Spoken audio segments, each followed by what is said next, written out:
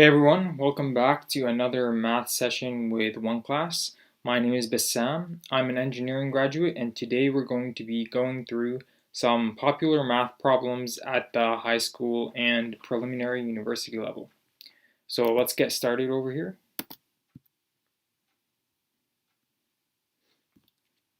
Okay, so the first question here is asking us kind of what the definition of whole numbers in math.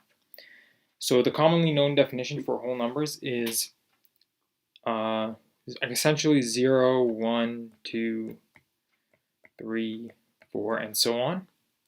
What this means is it cannot be a decimal point, so it cannot be 1.2, that's incorrect, and it can't be a fraction, like 1 over 6. So 1 over 6 is also not a whole number. The whole number definition of math also excludes negative numbers. So any negative value below 0, so negative 7, is also not a whole number. So we're only looking at 0, 1, 2, 3, 4, and onward. So any whole number, kind of the counting numbers.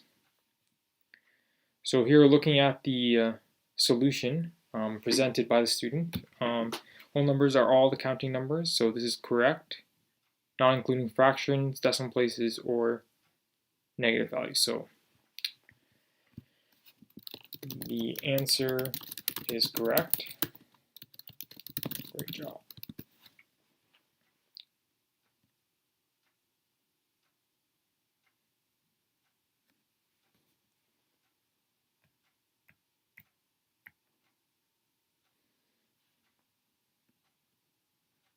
Okay, so here we have the following question.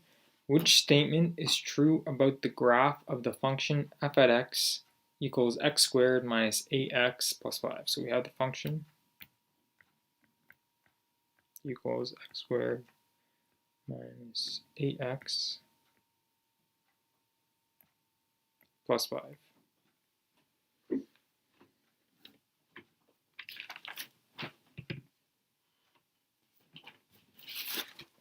Okay, so here we have to figure out which one of these statements is true. The first statement says the vertex of the graph is at 4, negative 11. B says axis of symmetry is the line y equals to negative 11. C says y-intercept is at 0, negative 5. And then D, the function crosses the x-axis 3 times. So we can cross out D right away because since this is an x squared function, we know it represents a parabola. So for any parabola, it'll look something like this around the xy plot. And this parabola will essentially only, the maximum times it can cross is twice. So it cannot cross the x-axis 3 times. So we can eliminate D right away. So we'll say D is incorrect. We'll look at C. Y-intercept is at 0, negative 5. So to figure out the y-intercept, we can just substitute x equals to 0. So at f equals 0, we have 0 squared minus 8 times 0 plus 5. So we end up with positive 5. So here it's saying negative 5, not positive 5. So we know C is also incorrect. We'll look at B. Axis of symmetry is the line y equals to negative 11. So y equals negative 11.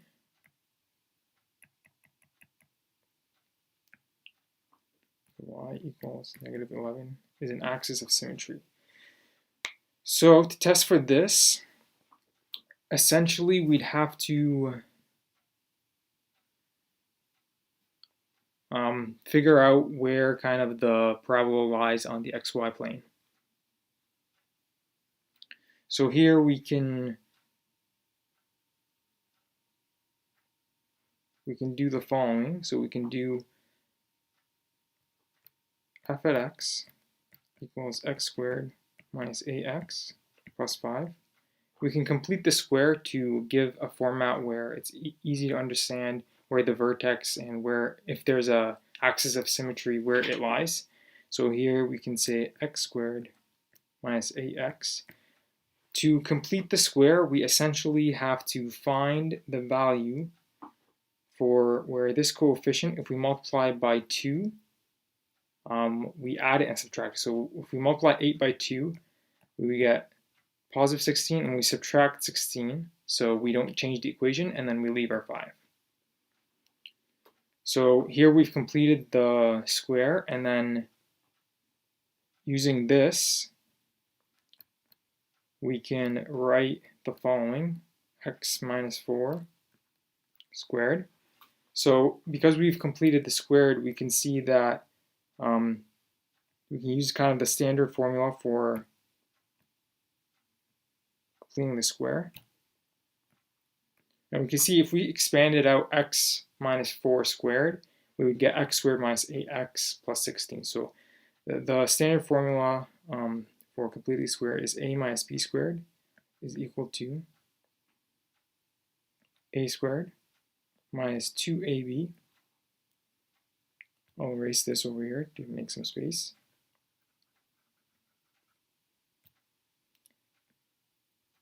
Plus b squared. So here we can see negative 4 squared is 16. So negative 4 squared is 16. And then negative 2 times a times b. So a here is just x. B is negative 4 times 2. We'll get negative 8x. And then a squared is just, so a squared, this term, is just x squared, which is this. Okay. And we'll keep going. We'll get, we still have the negative 16 and 5, so negative 16 plus 5 gives us negative 11. This essentially tells us that our vertex is at x equals at the point 4, negative 11.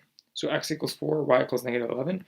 So if we were to plot this parabola on the xy plane, so 4, 1, 2, 3, 4, and then negative 11 would be somewhere down here. So we'll say it's negative 11, this is 4, we have a dot here, and then it looks something like this, give or take.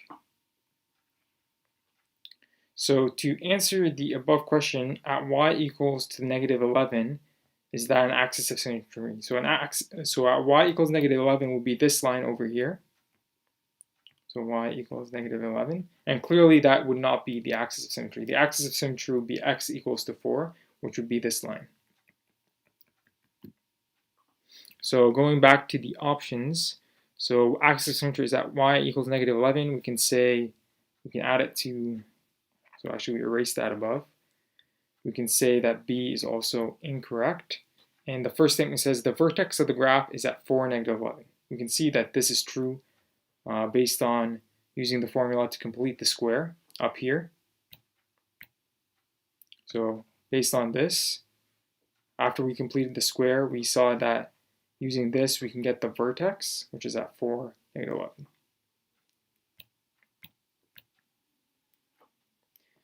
And the standard, this is kind of, this above here is the standard form for a parabola. And you can know the vertex by looking at this. So x minus, let's say, a would equal the x coordinate. And then minus plus b would be the y coordinate of the vertex. So it will be something like x minus a squared plus b. So ab will be the coordinates of the vertex. And this is what we get over here, 4, negative 11. So let's just look at the attempted solution.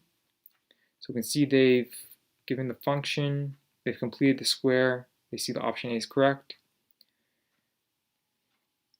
They say option B is incorrect, as the vertex is 4, 11. X equals 4 is the axis of symmetry. Option C is incorrect. And they give the right justification, so the actual point is 0 and 5. The y-intercept is at 5. And then finally, option D is incorrect. What was option D? Function crossed the x-axis 3 times. Yeah, so because it's a parabola, it would not cross 3 times. It would only have 2 roots.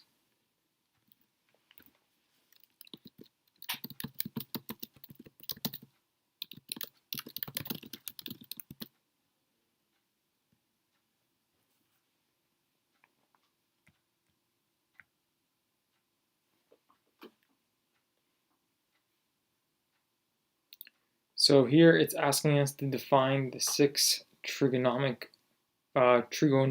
functions. So the 6 trig functions.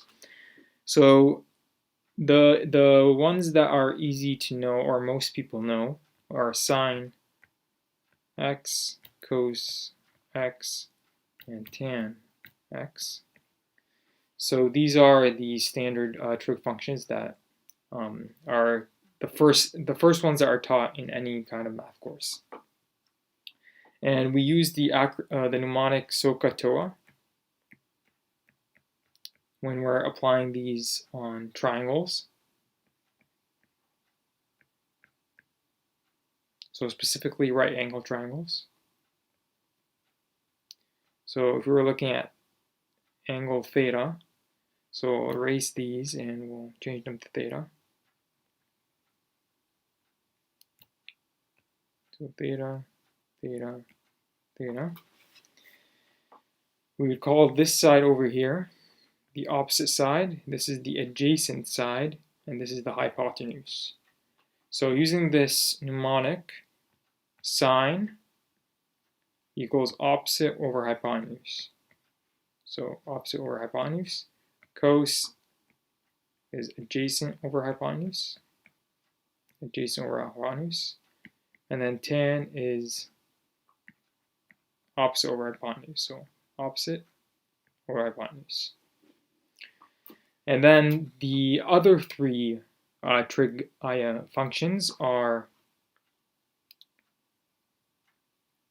one second. So we have secant theta, cosecant theta, and then cotangent theta. So I think I have these in the wrong order.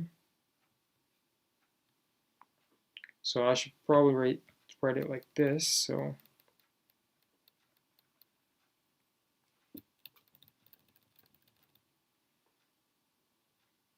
okay, so I'll write here cosecant theta and secant theta. And these are just the inverse of above. So cosecant theta is just reciprocal of sine theta. So 1 over sine theta. And this would just equal hypotenuse over opposite.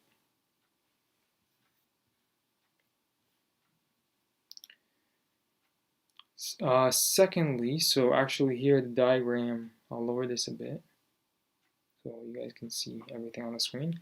So, and secondly, so secant theta is equal to 1 over cos theta, which equals hypotenuse over adjacent. And these are the lengths of the triangle. And then lastly, cotangent theta is just 1 over tan theta, so the reciprocal, which is just hypotenuse over opposite side.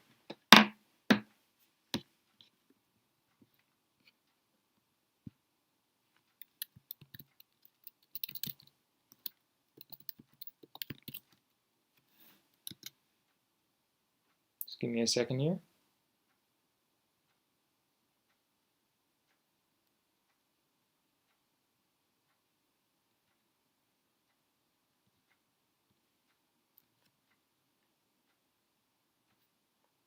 Okay, so this answers the question.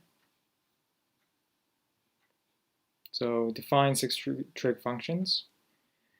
And here, so sine x, length of perpendicular, divided by length of hypotenuse, length of base. So here, perpendicular is just the opposite side, so this side. And then length of base is just this side, so adjacent. So they just use different terminology to describe the same thing. So this is correct, and this is correct. And they are the reciprocals, so that's also correct. Correct answer. Great job.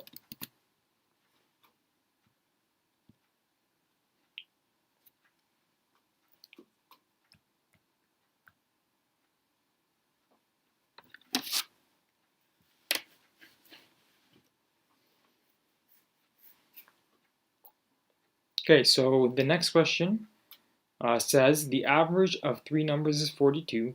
The first two numbers differ by 1, and the average second and third number, so the average of the second and third number is 47.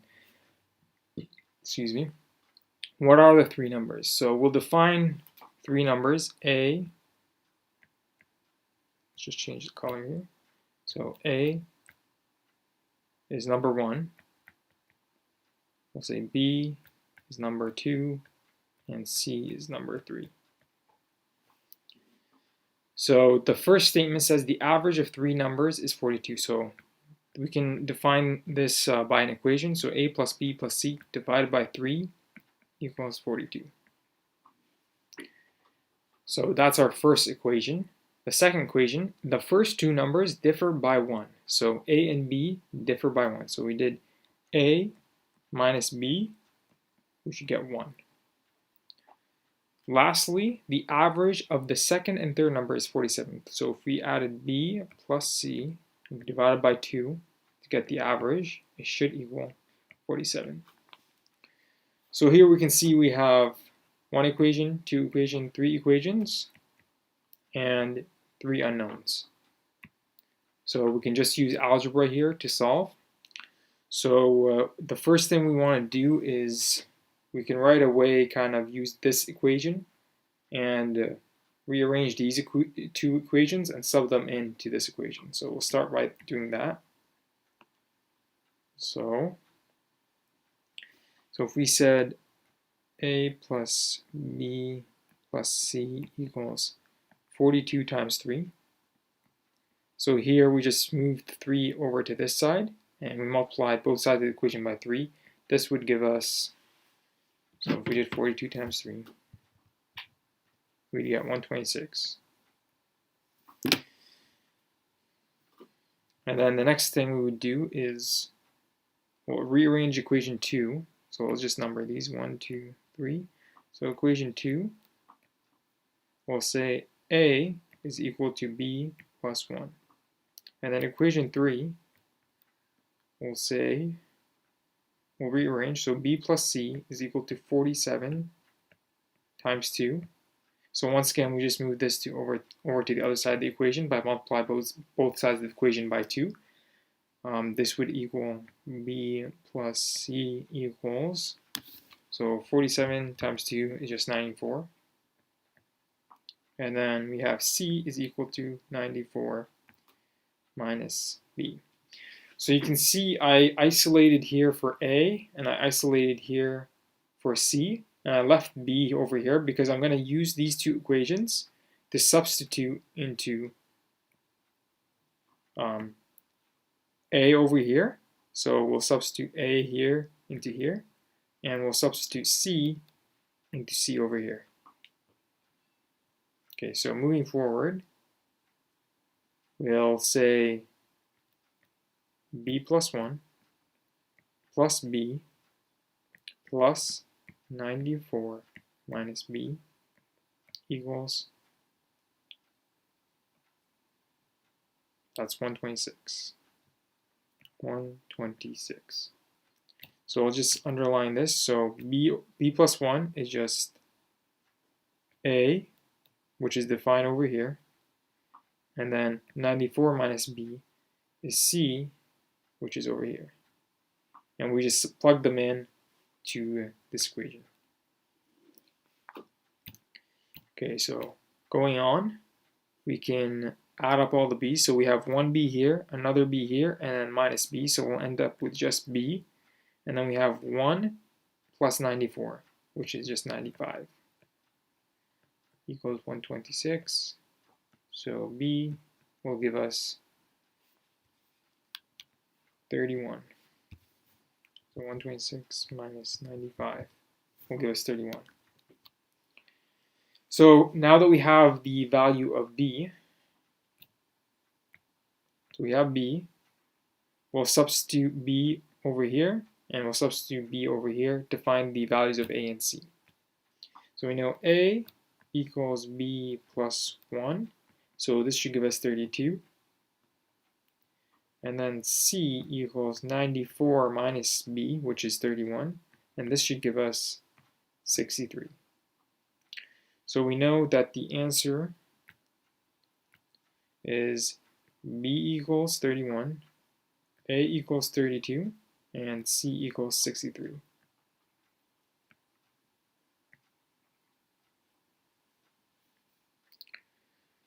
So looking at the solution, use the constant average of number by assuming, so this is an incorrect solution. Incorrect, incomplete solution. Correct answer is A equals 32, B equals 31, and C equals 63. So we can see this makes sense also because one of the equations says the first two numbers differ by 1, so A and B differ by 1, and then the average of all three numbers. So we can double check this by plugging it in back to the initial equations to see if that's true. So if we did A, which is 32, plus 31, which is B, plus 63, and then we divide by 3, we would get 42, so we verified the first equation.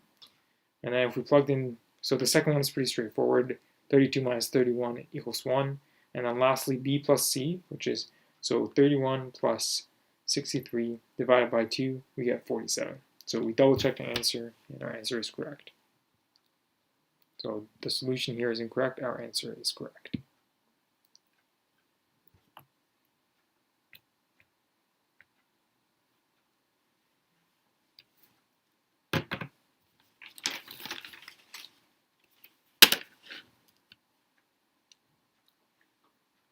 Okay, so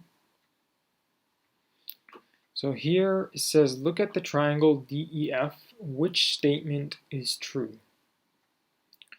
So we're given a triangle, so let's make this triangle. Oh, sorry, let me just redo that. We have this triangle.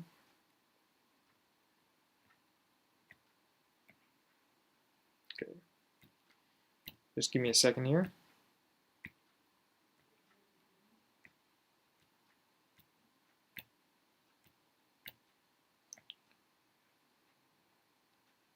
So triangle DEF,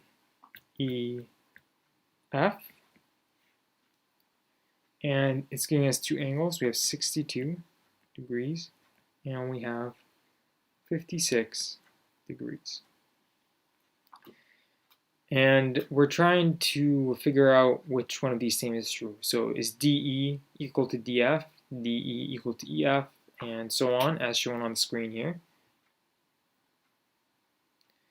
And then we can kind of fill out some of this information. So there's an angle missing here. We'll call this theta. So we can solve for this angle right away because we know for any triangle, all the sum of all the angles, so 56 plus 62 plus theta, this should equal 180 degrees. So we can start with that. So we know that 56 plus 62 will give us 118 plus theta equals 180. And then we know theta, this will give us theta equals 62. So we can see that this angle and this angle are identical. So knowing this,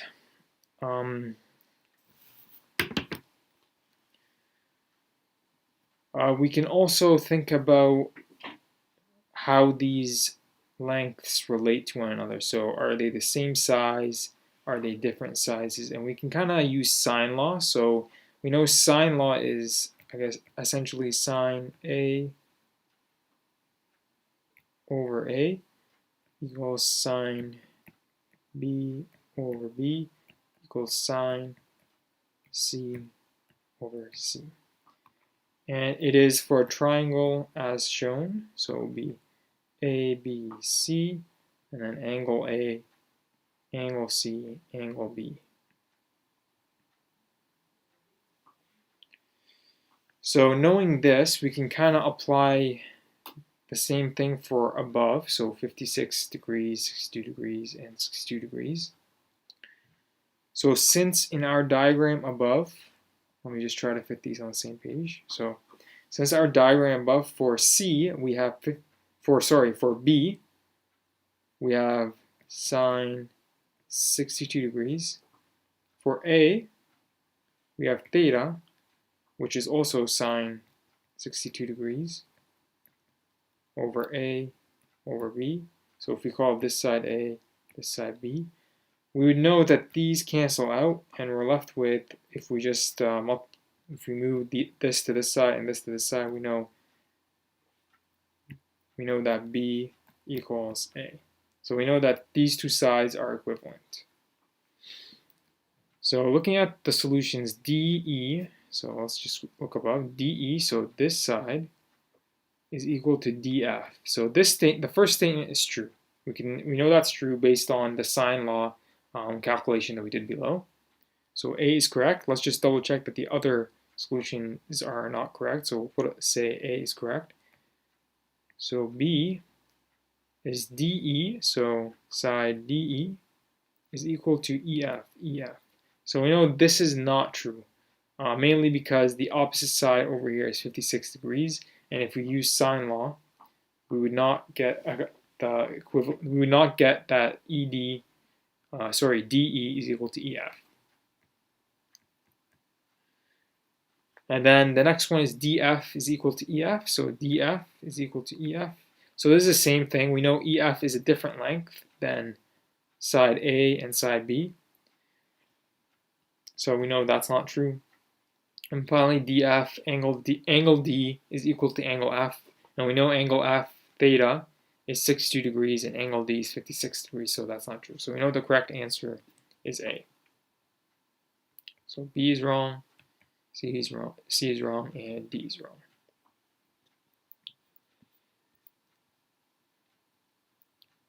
So, looking at the solution, the correct answer is selected. We find that angle F is 62 degrees, which is correct. So option A is correct, and B, C, D is incorrect.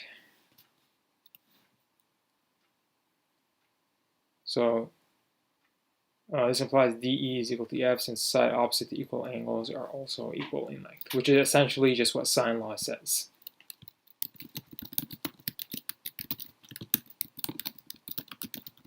Okay, so the solution is correct.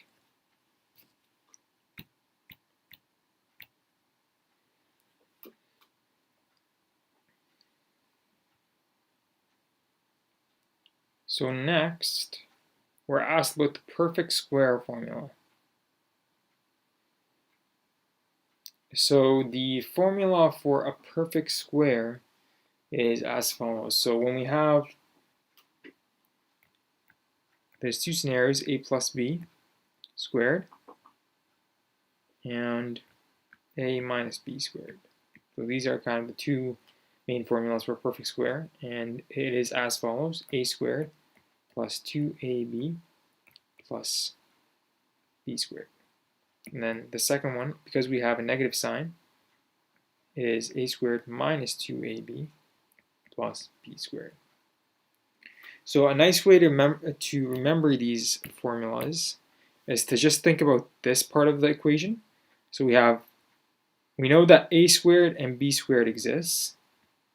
The last thing that you need to do, you see that there's a square here. You can use it to memorize. So you do 2 times B times A, and that will give you this. And then similarly, 2 times A times negative B would give you negative 2AB. So that's one way to kind of memorize these two formulas for a perfect square. So we'll look at the solution here. So it provides the correct formula, and then it gives an example. So let's go through this example quickly. So 4x squared plus 28x plus 49 equals 0. So here, one thing to recognize right away is the 49 and the 4x squared. So 7 times 7 is 49. So knowing this is very important. So knowing just from 1 to through 12, what the answer is very important. So 6 times 6 is 36, 7 times 7 is 49, 8 times 8 is 64, and so on. So knowing those values is important to recognize kind of numbers like these in an equation. So we recognize that 7 times 7 is 49, and then 2x times 2x is 4x squared. And then we can kind of see, based on the middle term, if we'll get the 2ab. So to get 2ab, we need 2 times a, which here we said is 2x, times b, which is 7. So this would give us 2 times 2 is 4, 4 times 7 is 28, and then we have x as well, so 28x. So we've confirmed that the middle term satisfies this equation above for the perfect square formula. So just from this, we can simplify this down to 2x plus 7 squared equals 0. And if we want to solve for the roots, we would just say that 2x plus 7 equals 0, and x is equal to negative 7 over 2. But this question cares more about kind of the perfect square formula and kind of how to use it to identify scenarios where you can simplify an equation. So this solution is correct and provides the correct perfect square formulas.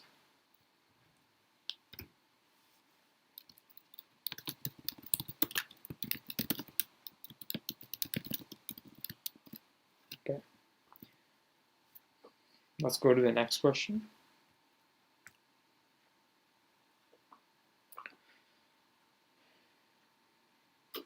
Okay.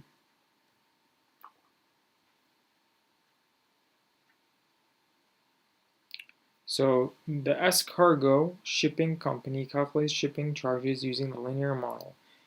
So it gives us the linear model y equals 2.72x. We revise the cost in dollars, and x is the weight of the package in pounds, between 1 and 9. So 1 to 9.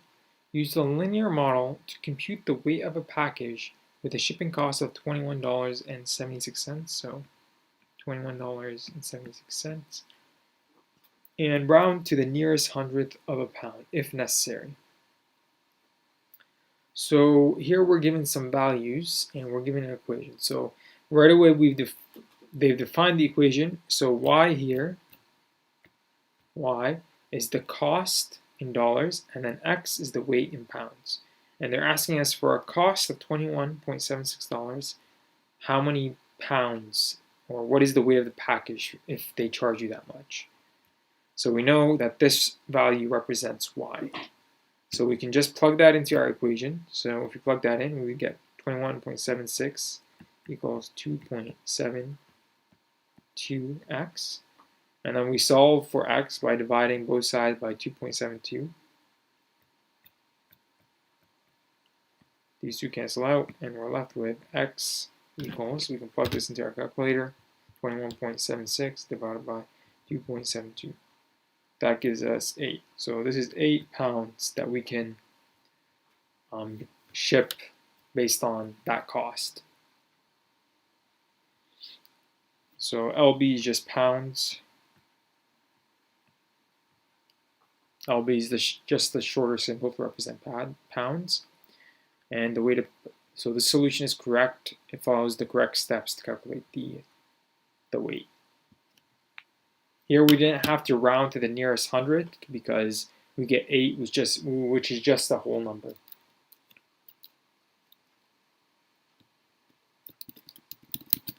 Solution.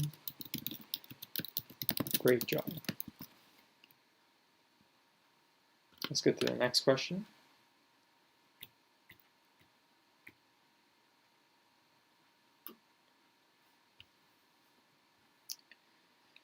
So we're asked to write the semicircle formula to find the area and the perimeter. So a semicircle looks like this. So it is just half of a circle, and then we need to find the area and the perimeter. So we know the area of a full circle. So area of a full circle is pi r squared. Therefore, if a semicircle is just half of a full circle, we know if we divide this by 2, we get the formula for the area of a semicircle. For the perimeter, we can see that the perimeter has kind of 2 components. We have this side over here, and we also have this side over here. So let's look at this side first. So this side is half of the perimeter of a full circle. So a full circle would be like the first full circle would be the entire perimeter around, and then this would just be half. So the formula for a full circle is 2 pi r for the perimeter, and then if we divide by 2 to get for the semicircle, and then we additionally have this side over here. We know this side, if we put the center of the circle over here, is just the diameter. So diameter is just 2 times the radius. So diameter is 2r. So we know we can just add this on 2r. Yeah. And we get for the perimeter pi r plus 2r. And that's kind of the 2 equations. We have this equation for the perimeter of a semicircle, and then this equation for the area of a semicircle. So looking at the attempted solution. So the area of a semicircle is a half pi r squared. This correct, and the perimeter is 2 pi r. So they've so the perimeter of a full circle is 2 pi r. The formula for perimeter of a semicircle is just pi r. So they've got the first component, but they didn't add the 2r component, which is this side over here. So this answer is only half correct. So incorrect formula for perimeter of a semicircle. P equals pi times r plus 2r. Correct formula for area.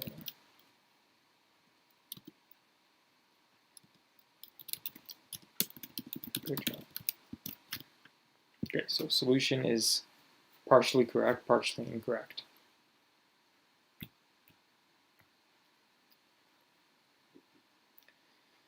Okay, so we're on to the next question. So here we're given some images. Let's take a look at these.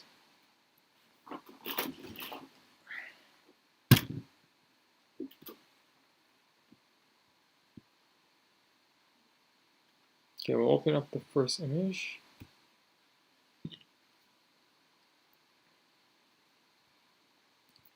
So we're given this function. So I'll just write that down. So f at x equals tan x over 2 minus pi over 4. And then the second image, let's take a look at this.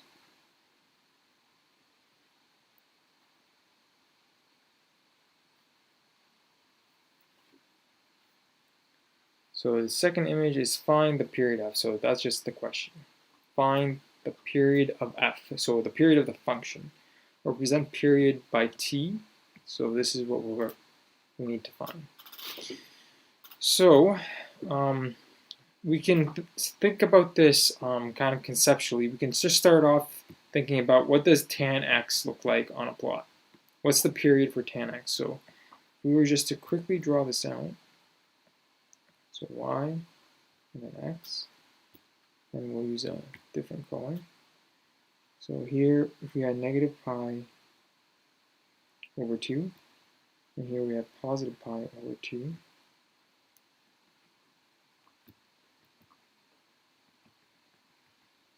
tan would look something like this.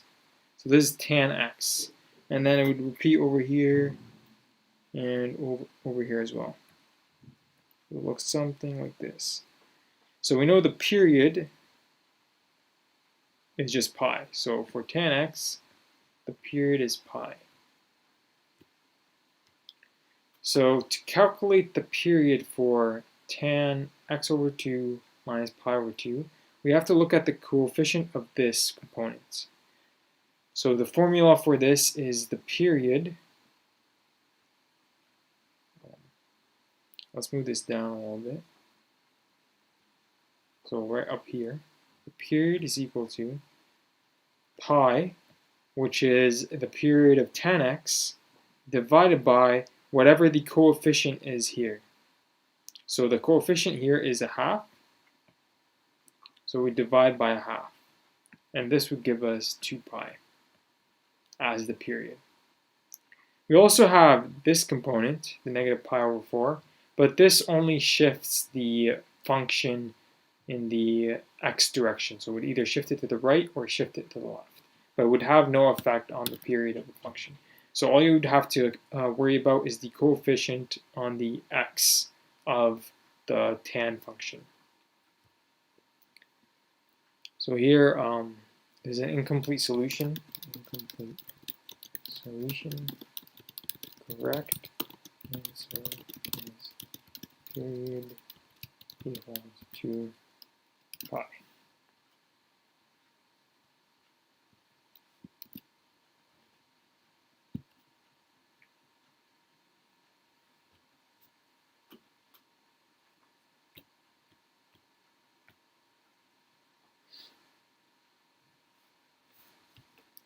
Okay.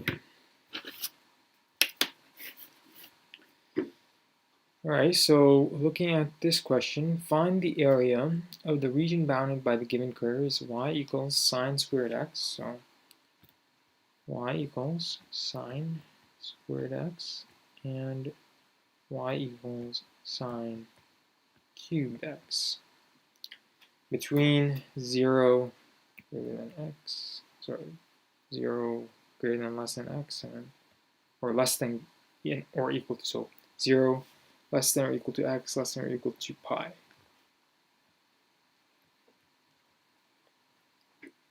So these are the givens, and we're supposed to find the area, or the area in between. So we know this kind of requires us to solve for integrals, and we have to kind of define a way to figure out the area between two integrals. So if we had any function on the xy plane, we would get, let's say this is f at x. The integral of f at x dx is just the area underneath between the function and the x-axis. So we'll go back a little bit. Okay, so knowing this, to get the difference, we essentially just have to subtract both areas. So we do the difference between, so the integral of sine squared x minus sine cubed x dx from 0 to pi. So one question to ask here is, why should sine squared come first or sine cubed come first, and so on. Here it doesn't really matter, because if you get the value of this when you solve to be equal to a negative value, we know that we can just invert it into a positive, and we know that we just needed to switch these two to get a positive value for area. Another way we could kind of position them correctly is to just substitute in a value between 0 and pi. We know for both of these, if we substitute in pi divided by 2, we would get a value of, so if we substitute pi over 2, we would get 1 for both sine squared x and sine cubed x. So we can substitute at sine squared pi over 3 and sine cubed pi over 3 to see which function has a greater y value. For this, we would get 0.75, and then here we get 0.65. So we know sine squared has a higher y value than sine cubed, so we've kind of positioned these two correctly. I think there's a plot here. So yeah, so here you can see that the plot of sine squared is above sine cubed, and then we're trying to calculate the area in between. So the area right here, where I'm pointing at in the mouse, between 0 and pi. Okay, so we'll erase the bottom portion.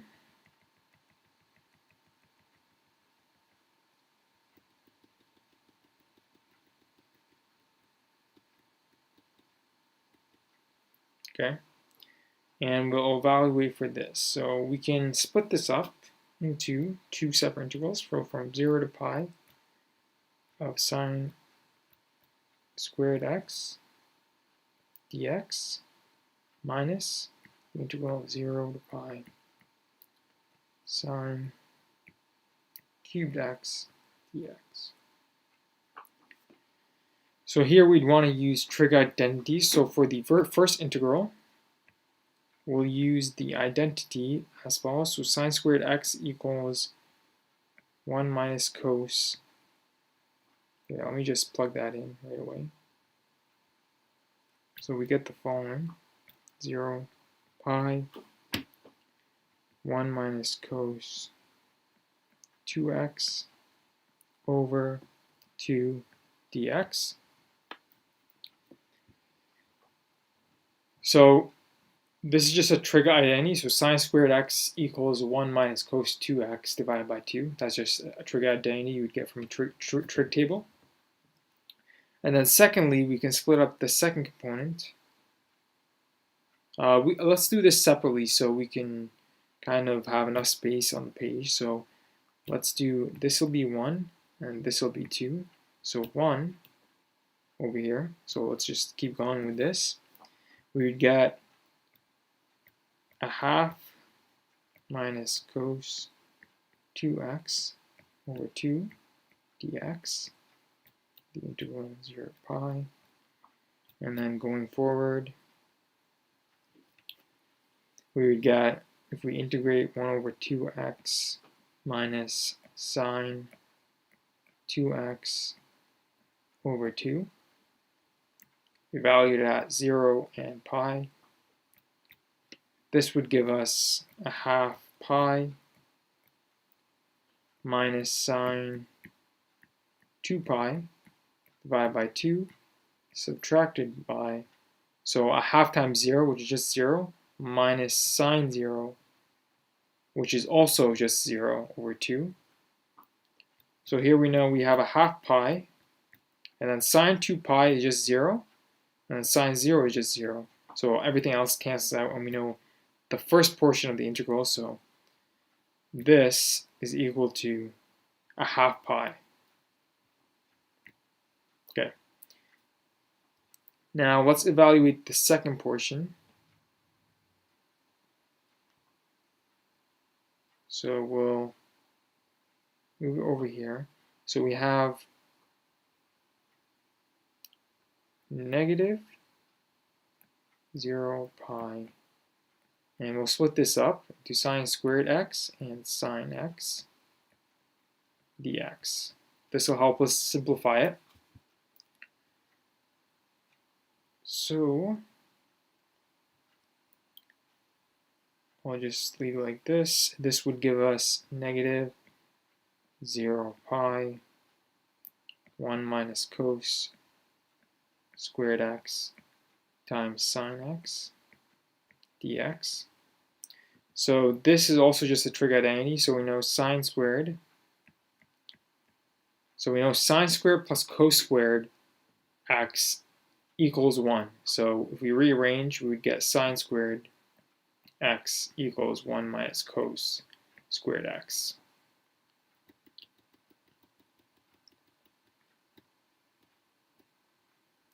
So moving on, we get negative over here, and then 0 to pi. And then here we have to use substitution to integrate. So we'll set, let's move this a little further. So we'll set u is equal to cos x. So du is equal to negative sine, so if we take the derivative, dx. sine x dx. And we'll substitute into here. We would get 1 minus, so u equals cos x, so we get u squared. And then sine x, so here we just have to substitute the last portion, so we get negative du. So we'll say du, and then the negative sign we'll use to make this positive. So they cancel each other out. So we'll go further here, so we'll say plus 0 to pi, so 1 minus u squared. We can actually evaluate this. So we'll say u minus u cubed over 3, evaluated at x equals to 0 and pi. So we have to substitute back in the u's. So we say plus, we know that u here is equal to cos x, so cos x minus cos cubed x over 3, evaluated at 0 and pi. So we'll say plus, so here we have cos pi minus cos cubed pi over 3, put that in bracket, subtract cos 0 minus cos cubed, cos 0 cubed over 3.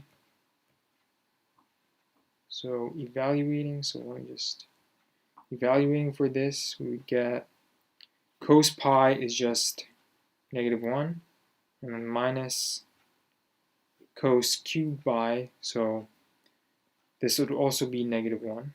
Because it's cubed, the negative remains. If it was squared, the negative would disappear over 3.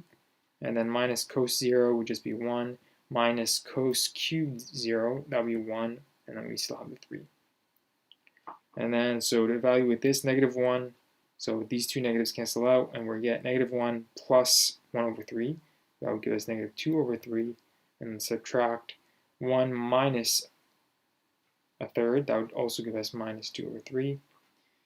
Now, we got to combine all of this together. So these will give us negative 4 over 3. So that's the second component. So we know from before, we have this plus the negative 4 over 3. So our final answer is equal to 1 over 2 pi minus 4 over 3.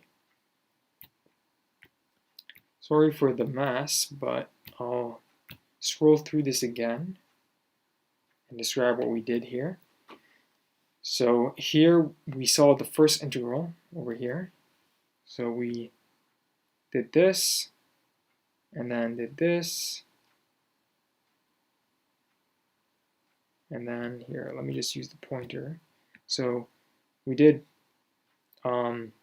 this integral, we used the trig identity, and then we went over here and expanded it out, and then we solved for the integral, and then we evaluated at pi and 0, and this portion over here, the one that I'm hovering over, will equal negative pi over, it's not negative, sorry, just pi over 2. And then we evaluated for the next portion, so this portion over here, and then we had this, so we changed up sine squared into 1 minus cos squared, and then we used substitution over here, and then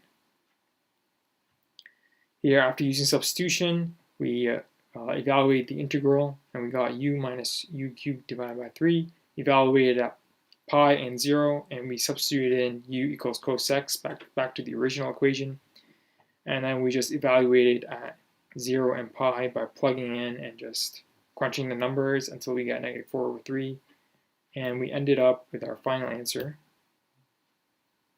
of negative a half pi, sorry, I keep saying negative, it's positive pi over 2 minus 4 over 3.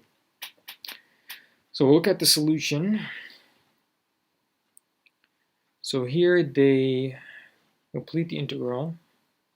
So here they don't necessarily show the steps for this integral, where you have to use substitution to complete the actual integral.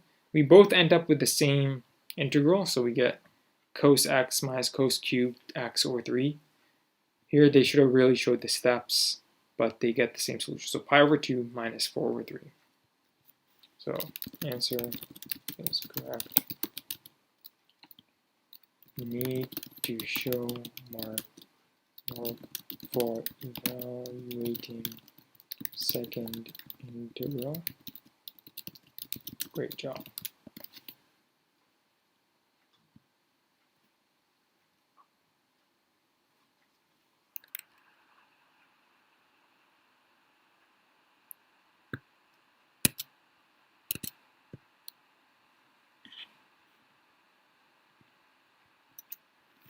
Okay, so thank you for tuning into this session. That's all the questions we'll be answering. Hopefully you enjoyed the session and learned something along the way. If you need any more homework help or you need to ask more questions and get your math problems answered, you can always go on oneclass.com or visit the link in the description. See you in the next session and have a great day.